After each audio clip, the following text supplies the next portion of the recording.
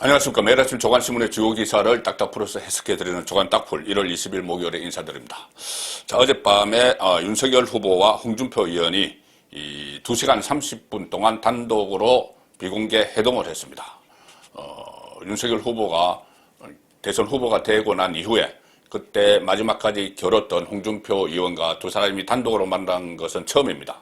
그 전에 한번 회동이 있었죠. 이준석 대표가 자맹을 하고 있을 때, 그때 울산 회동 전날 홍준표 후보와 윤석열 후보가 만나긴 만났는데, 그때는 주선한 사람이 있었죠. 함성희 전 의원이 있었는데, 그 3자 회동이었는데, 어제는 두 사람만 단독으로 만나서 2시간 30분 동안 이야기를 했으니 아마 많은 이야기를 했을 겁니다.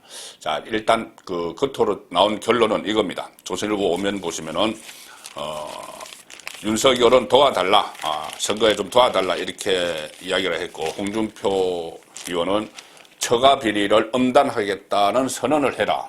자, 이렇게 조건을 내걸었습니다. 조건, 처가 비리 엄단 선언, 이것과 또 하나, 두 가지 조건을 내걸었는데, 자, 이것은 일단 합류하기 위한 지금 명분 찾기입니다.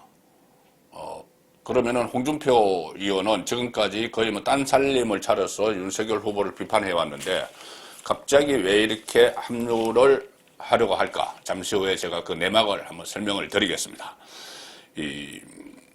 국민의힘 관계자는 홍 의원이 그러니까 요청한 건 이겁니다. 윤석열 후보는 홍준표 의원에게 선거 캠페인 전반에 대한 조언을 구하면서 원팀이 돼달라고 요청을 했고, 홍준표 의원은 처가 비리 엄단을 약속하면 선거대책본부에 합류하겠다, 이렇게 이야기를 했습니다. 그리고 또 하나는 국정 운영 능력을 담보할 만한 조치를 취해서 국민 불안을 해줬으면 좋겠다. 자, 이것은 선언적 의미의 요구를 한 거니 큰 걸림돌은 안 됩니다. 국민의힘에서도 이런 이야기가 나오는 거죠. 홍준표 의원이 무슨 어려운 조건을 내건 것이 아니므로 윤석열 후보가 조만간 이를 받아들이고 홍 의원도 선거 캠페인에 참여할 공산이 크다. 자, 저도 그렇게 봅니다. 그리고 선대본부에 아마 한 상임 고문으로 선거팀에 참여하겠다. 홍준표가 그렇게 이야기했습니다. 두 가지만 해결이 되면은, 그동안도 홍준표 의원이 조금 태도가 변하긴 했죠. 계속 윤석열 후보를 밖에서 공격하다가 17일 날 갑자기 심경에 변화가 생긴 것 같습니다. 앞으로는 선거일까지 침묵하겠다. 그렇게 이야기를 하면서 윤석열 후보를 비판했던 글도 다 내리고 그렇게 했죠. 자, 그리고 지금 홍준표 의원이 윤석열 후보를 돕기 위해서는 명분이 필요합니다. 명분이 필요하기 때문에 두 가지 사안을 요청을 한 것이죠. 하나는 국정 운영 능력을 담보할 만한 조치, 그 다음에 처가 비리는 엄단하겠다는 대국민 선언. 비리가 있으면 엄단하는 그것은 당연한 것이죠. 자, 그리고 또 하나 명분이 있습니다. 오늘 아침에 이게 알려진 이야기인데, 홍준표 이렇게 이야기했습니다. 양아치가 대통령 되는 건 막아야 된다. 그래서 이재명을 저격했다. 양아치로 표현을 합니다. 자, 이것도 합류하는 명분이죠. 이 양아치라는 표현은 본인이 청년들과 대화하겠다면서 개설한 플랫폼이 있죠. 청년의 꿈. 여기서 한 네티즌이 이렇게 이야기합니다. 제가 웬만해선 준표님의 뜻을 따르지만 합류만은 하지 말아달라. 홍준표는 보수 우파 당의 어르신이지 잡탕밥의 어르신이 아니지 않느냐. 마음 아프시겠지만 안 되는 건 안 되는 거다. 자, 홍준표 의원의 열렬한 팬이죠. 여기에 대해서 홍준표 의원이 이렇게 이야기합니다. 그래도 양아치가 대통령 되는 건 막아야 하지 않습니까? 이렇게 반문을 하죠.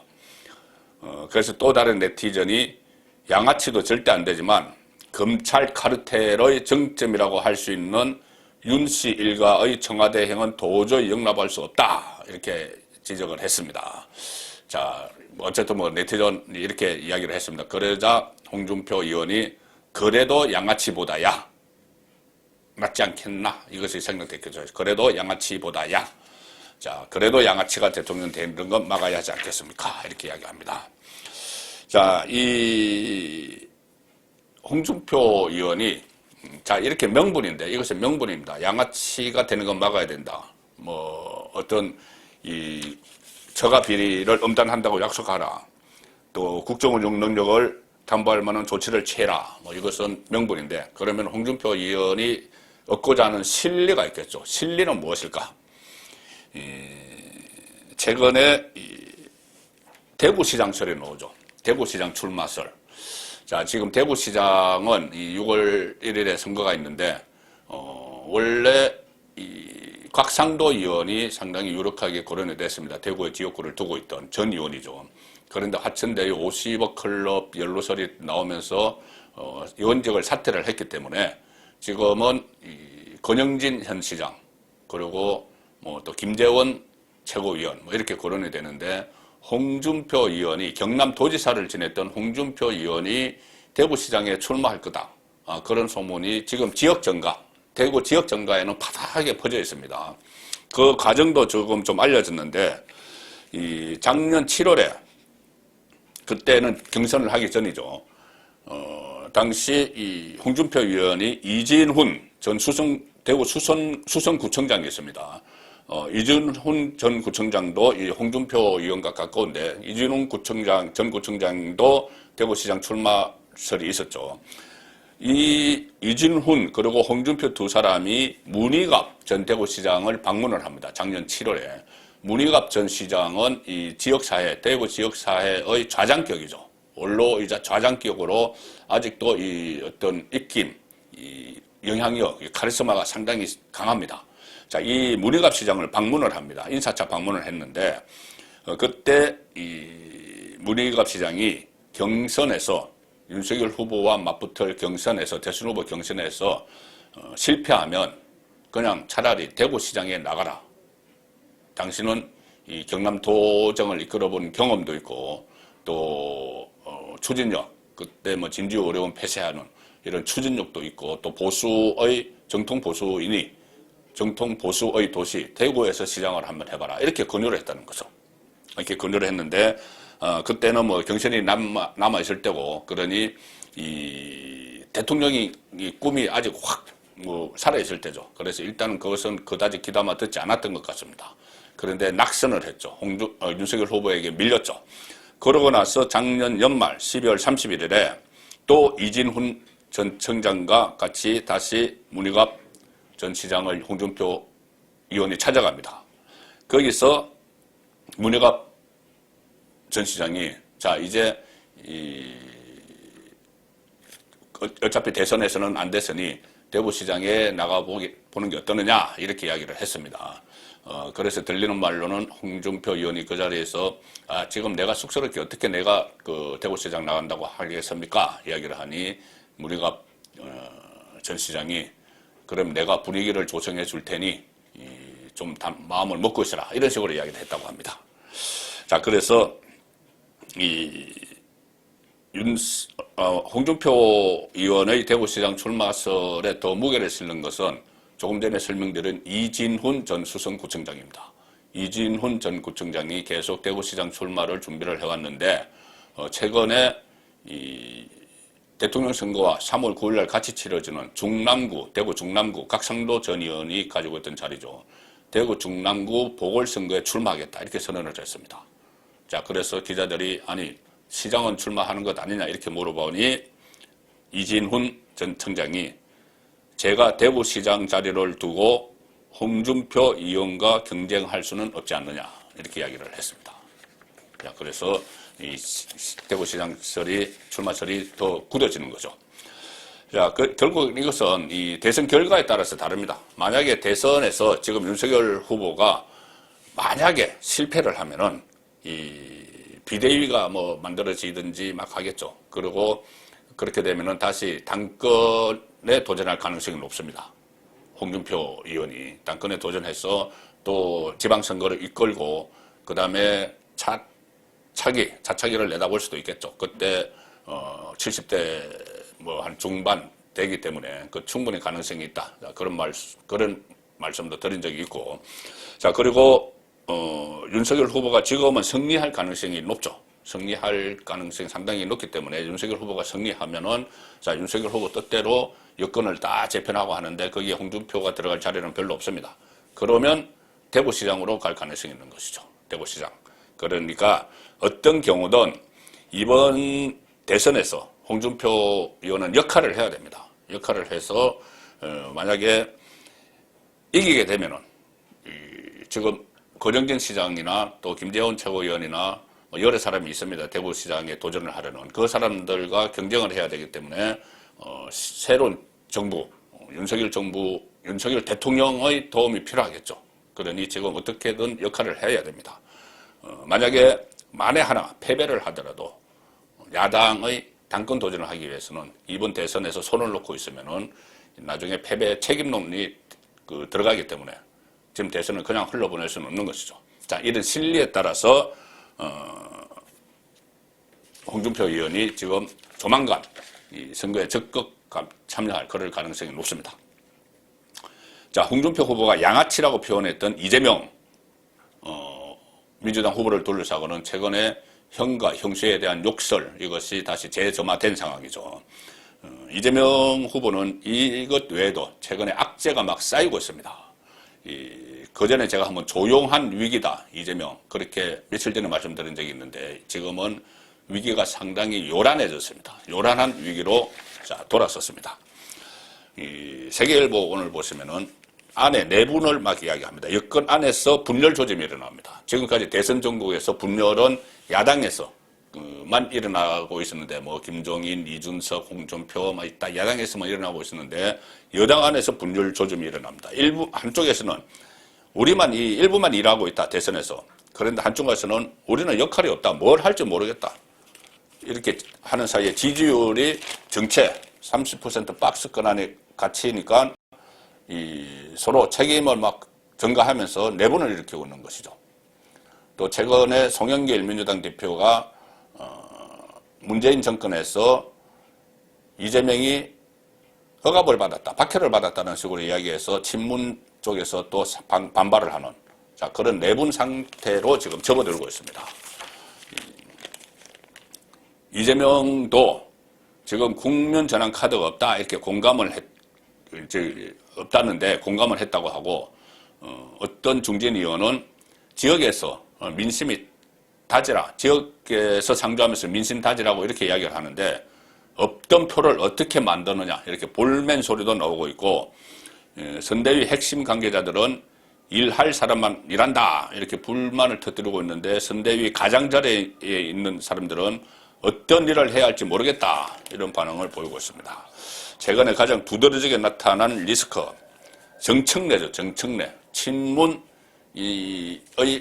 스피커 정청래 의원인데 정청래 작년 10월이죠. 문화재청 국정감사에서 문화재청을 대상으로 한 국정감사에서 합천 해인사 문화재구역 입장료를 통행세다 이렇게 지칭을 하고 그것을 징수하는 정통사찰에 대해서 봉이 김순달이다 이렇게 비유해서 불국의 반발을 엄청나게 샀죠. 내일인가요? 전국 성녀대회가 대대적으로 열립니다. 불국의 표를 다 잡아도 모자랄 판에 불국의와의 갈등이 더욱 악화되고 있다 이런 우려가 나오는데 초박빙 승부인데 정청래 암초 만난 이재명 후보 진영 전전긍긍 국민일보입니다. 이재명 후보 진영이 지금 초박빙 지금 박스권에 갇혀 있는데 뭐라도 해야 되는데 정청래가 불을 질러서 불국회가 지금 등을 돌리고 규탄대회까지 여는 이런 상황. 얼마 전에는 소속위원들이 한 30명이 조계사를 찾아가서 108배도 하고 이렇게 했죠. 이렇게 했는데 지금 불국회가 요구하는 것 중에 하나가 정청래의 국회의원직 사퇴입니다. 그런데 이 정청래는 거기에 대해서 거부를 하고 있습니다. 내가 이혼과 탈당은 절대 안 한다. 이렇게까지 이야기를 하고 있죠. 정청래 의원이 초래한 불국회와의 갈등이 지금 큰 부담이 되고 있는데 정청래 지난 18일에 페이스북에 이런 거를 씁니다. 이핵관이 찾아왔다. 이핵관 많이 들어보셨죠. 이준석이 윤핵관이라는 말을 만들어냈죠. 윤석열 후보의 핵심 관계자. 그런데 이핵관이라는 말을 썼습니다. 정청래가. 이핵관이 찾아왔다. 이재명 후보의 뜻이라며 불교계가 심상치 않으니 자진 탈당하는 게 어떠냐고 말했다. 이핵관이 찾아왔어. 그런데 단호하게 거절했다. 그리고 여러 달 동안 당내에서 지속적으로 나를 괴롭힌다. 이렇게 토로를 했습니다. 자, 이렇게 되니 민주당 안에서 어떤 목소리가 나오냐면은 그동안 우리가 윤핵관 문제로 국민의힘을 공격을 했다. 그리고 우리 민주당에서는 이 핵관이 없다. 우리는 원팀이다. 다들 핵관이다. 다들 한 마음으로 뭉쳐있다. 윤핵관 이렇게 분류를 되지 않았다. 이렇게 이야기를 했는데 친문의 핵심인 정청래가 이 핵관이 찾아왔다. 이렇게 해버렸으니 난감한 처지가 됐다는 것이죠. 자, 이런 위기, 정청래 위기 이런 것은 또 언제든 제거할 수가 있습니다. 왜냐하면은 지금 정청래가 전격 탈당을 하거나 이원적 사퇴 이렇게 되면은 수습이 되죠. 지금 그럴 생각은 정청래는 전혀 없는 것처럼 보이지만 오늘 아침에도 조홍천 의원 같은 경우는 이 정청래에게 이원적 사퇴 탈당을 요구하는 그런 글을 내기도 했습니다. 자, 그렇지만 가장 큰 내관은 아무래도 이재명은 대장동 특혜 개발 사건의 몸통 의혹 이것이죠. 자, 최근 들어서 이 대장동 관련자 김만배나 유동규나 핵심 관계자들에 대한 재판이 시작이 되면서 대장동 관련 여러 가지 의혹들이 또 녹취록이나 또 스스로 극단적인 선택한 사람을 자필 편지 이런 것이 막 쏟아지고 그러면서 대장동 관련 기사들이 갑자기 막 쏟아지는 본물처럼 터지는 그런 느낌입니다. 이것은 뭔가 심상치 않다 그런 느낌을 저는 갖는데 대장동 몸통 거분을 향해서 이게 화살이 가고 있는 것 아닌가 그런 생각도 듭니다. 한국일보가 최근에 김만배 씨와 정영학 회계사 녹음을 해서 그것을 검찰에 제출한 정영학의 녹취록 내용을 계속 보도를 하고 있죠. 오늘은 한국 일면톱에서 박영수 전 특검 50억 클럽에 들어가 있다는 사람이죠.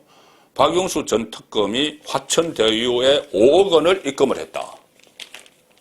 이 5억 원을 입금을 한 사실이 정영학과 김만배의 통화 녹취록에 들어가 있습니다. 5억 원을 왜 입금했을까? 투자죠, 투자. 5억 원 입금해서 50억을 받아가는. 자, 그래서 초기부터 깊숙이 관여했다. 초기면은 2012년입니다. 그때 박영수 고검장 이렇게 불렸는데, 나중에 특검이 됐죠. 2009년 서울고검장을 끝으로 검찰을 떠났고, 당시 고검장을 끝으로 검찰을 떠났기 때문에 2012년에 그냥 박영수 고검장 이렇게 불렀는데, 자, 그 이후에 이렇게 하천대유에 투자를 하고 50억 받기로 하고 그런 논의가 일어나는 그런 상황에서 최순실 게이트 특검을 해서 박근혜 전 정권을 무너뜨리는데 일조를 했죠.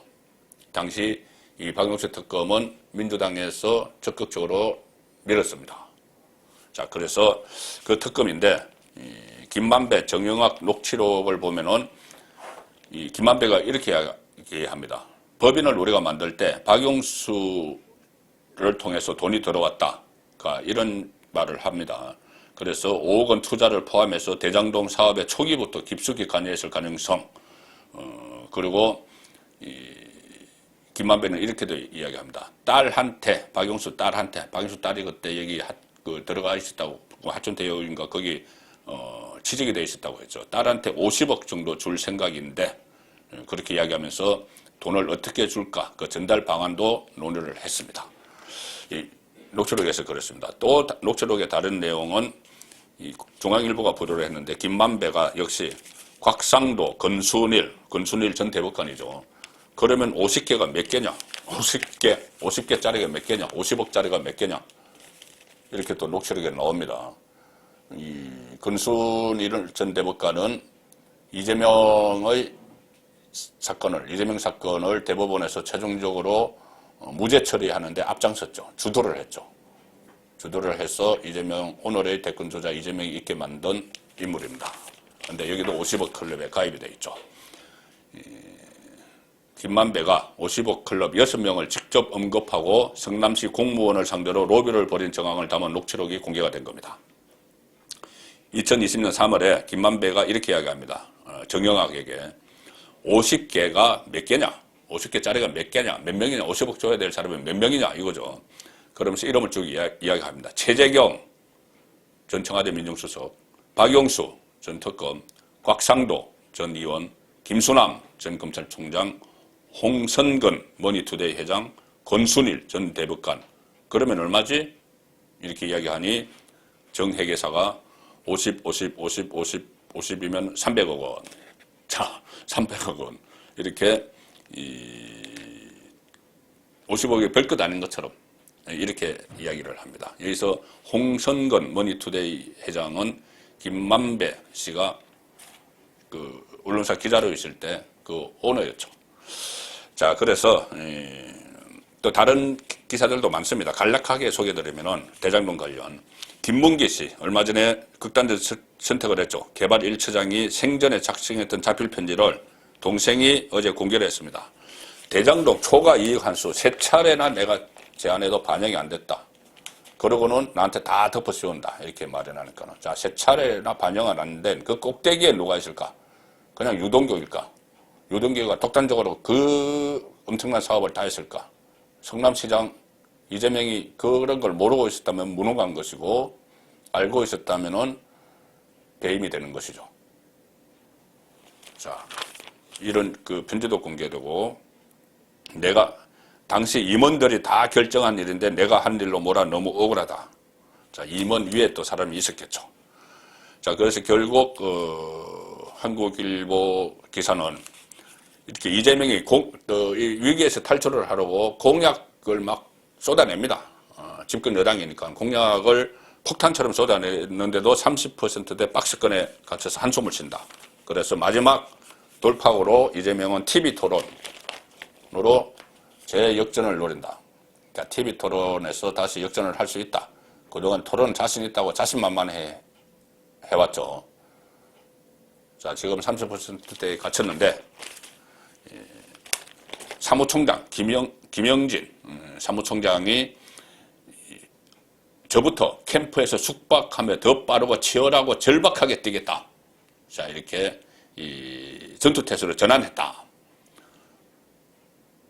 캠프 숙식 좀 들어보신 이야기죠. 이준석 대표가 그때 두 번째 가출했다가 이원총회에서 사퇴 압박을 막 받고 있을 때 윤석열 후보가 가서 구출을 했죠. 그때 이준석이 내일부터 당장 대표실에 야전 침대 갖다 놓고 집에도 안 들어가고 뛰겠다. 이렇게 이야기를 해서 신문에 대스특별됐습니다.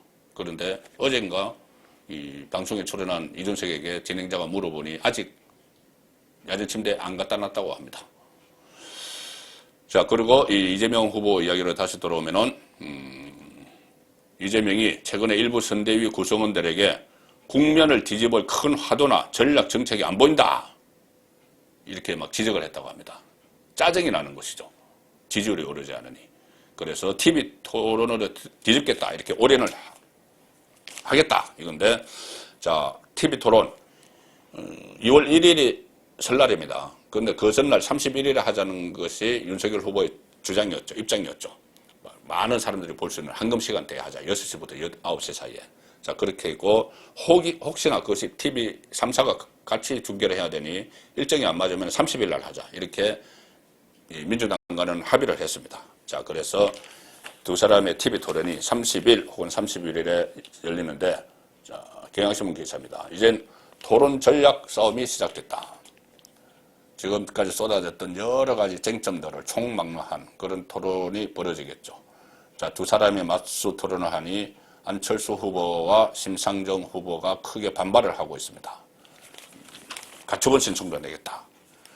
자, 지금 각가지 의혹들이 막 쏟아지고 있고 그런 상황에서 부동층이 많기 때문에 양강 맞대결에 관심이 집중되고 있다. 이 첫 번째 맞대결이고 또 TV 토론이 가족이 모이는 설 연휴 밥상머리의 민심을 형성을 하죠. 그리고 그 다음에 사자 후보 토론도 또 열립니다. 그리고 정식 선거운동 기간에 들어가면은 중앙선거관리위원회가 주관하는 법정 토론이 세 차례 있습니다. 그쪽으로 가는 첫 관문이다. 자, 그런 의미에서 TV 토론이 상당한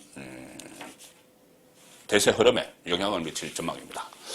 자, 마지막 오늘 소개해드릴 기사는 조선일보 일면톱 기사입니다. 일면톱에도 있고 3면에도 있는데 뭐냐 하면 이렇게 지금 이재명 후보가 열세에 처하고 요란한 위기에 빠지니 아마 이 정권 차원에서 문재인 정권 차원에서 이재명 돕기에 나선 것 같습니다. 그것도 심판을 편파적으로 지금 배치를 하고 있습니다. 자, 조선일보 일면톱은 진여 선관위가 심판을 보는 대선이다. 지금 선거관리위원회가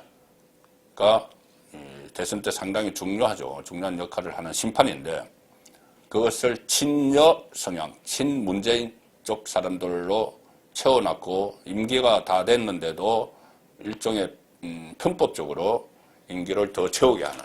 자, 이 중앙선거관리위원회는 위원장을 포함해서 총 9명인데 임기가 6년씩입니다. 그런데 이 중앙선거관리위원장은 대법관입니다. 그래서 대법관이 여기만 전념할 수 없으니 선관위 상임위원을 둡니다.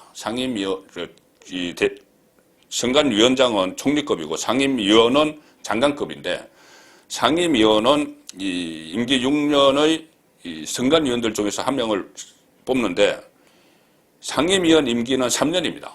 그래서 지금까지 관례는 6년짜리 선관위원이지만 상임위원을 맡으면 3년만 하고 상임위원회, 선관위원회에서 물러나는 게 지금까지 관례였습니다.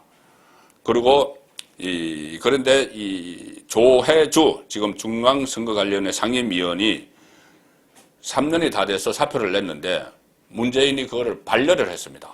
그러면서 비상임으로 3년을 더 해라. 비상임으로 전환해서 선관위원직을 3년을 더 하기로 했습니다. 자, 그랬는데 왜 이렇게 하느냐. 조혜주라는 인물이 지난 대통령 선거 때 문재인 후보 캠프에 있었던 사람입니다. 공명선거 특보에 이름을 올린 그런 이력 때문에 3년 전에 상임위원회에 임명될 당시에도 정치 편향 문제가 상당히 제기가 됐었죠. 자, 그런 상황에서 또 야당이 추천한 위원 후보 한 명에 대해서는 또 임명에 반대를 하고 있습니다. 그래서 야당에서는 선관위를 장악하려는 꼼수다. 이렇게 반발을 하는 소식까지 1월 20일 조간 딱불에서 전해드렸습니다.